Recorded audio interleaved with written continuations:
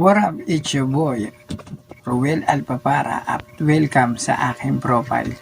For today's video, ano ba ang pagkakaiba ng See Inside ads sa See Insights? Kung ready na ba kayo, tara na, let's go! At ayan na nga guys, nandito na tayo sa ating profile. Unahin muna natin ang See Insights and Ads. Yun ay makikita mo sa baba kung ikaw ay nagpo-post ng codes, picture or video.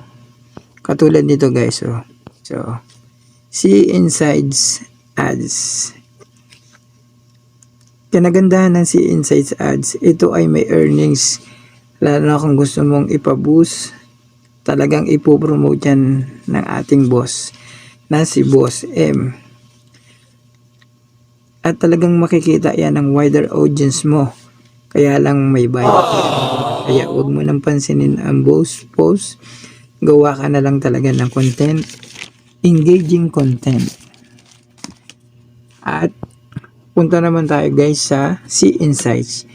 Yan ay walang earnings. Pag ikaw ay mahilig gumamit ng background galing kay FB, nag-share ka ng video na hindi sa'yo or mga codes. Parang ganito ang ads. Kaya kung minsan parang may copyright pa yan. Kaya pag meron akong ganyang post na See Insights, dinidelete ko agad yan mga lods.